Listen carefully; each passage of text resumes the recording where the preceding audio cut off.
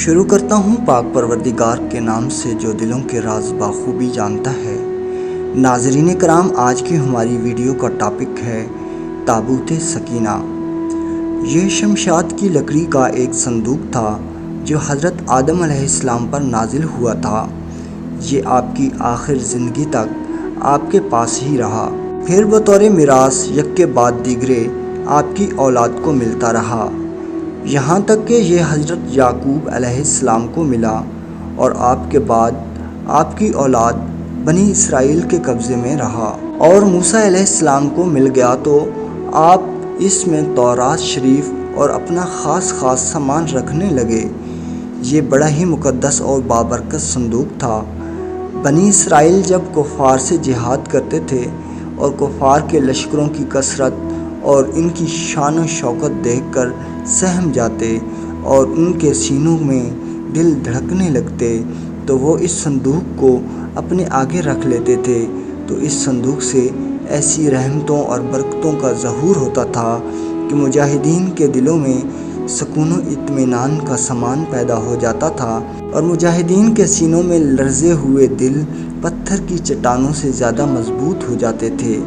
اور جس قدر صندوق آگے بڑھتا تھا، آسمان سے نصر من اللہ و فتح قریب کی بشارت عظمی نازل ہوا کرتی اور فتح مبین حاصل ہو جایا کرتی تھی۔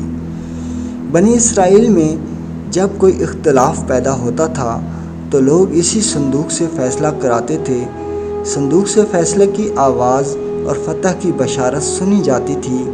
بنی اسرائیل اس صندوق کو اپنے آگے رکھ کر اور اس کو وسیلہ بنا کر دعائیں مانگتے تھے تو ان کی دعائیں مقبول ہوتی تھیں اور بلاؤں کی مصیبتیں اور وباؤں کی آفتیں ٹل جایا کرتی تھیں۔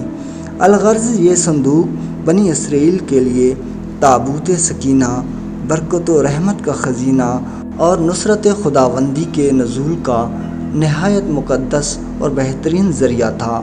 مگر جب بنی اسرائیل طرح طرح کے گناہوں میں ملوث ہو گئے اور ان لوگوں میں معاصی و طغیان اور سرکشی و عصیان کا دورہ ہو گیا تو ان کی بدعمالیوں کی نحوست سے ان پر خدا کا یہ غضب نازل ہو گیا کہ قوم عمالقہ کے کفار نے ایک لشکر جرار کے ساتھ ان لوگوں پر حملہ کر دیا۔ ان کافروں نے بنی اسرائیل کا قتل عام کر کے ان کی بستیوں کو طاقت و تاراج کر ڈالا، عمارتوں کو توڑ پھوڑ کر سارے شہر کو تہس نہس کر ڈالا اور اس متبرک صندوق کو بھی اٹھا کر لے گئے۔ اس مقدس تبرک کو نجاستوں کے کوڑے خانے میں پھینک دیا گیا۔ لیکن اس بے ادبی کا قوم عمالقہ پر یہ وبال پڑا کہ یہ لوگ طرح طرح کی بیماریوں اور بلاؤں کے ہجوم میں جھنجھوڑ دیے گئے۔ چنانچہ قوم عمالقہ کے 5 شہر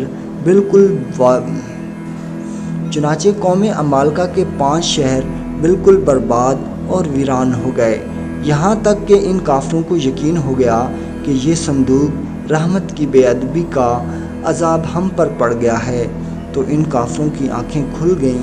چنانچہ ان لوگوں نے اس مقدس صندوق کو ایک بیل گاڑی پر لاد کر بیلوں کو بنی اسرائیل کی بستیوں کی طرف ہانک دیا۔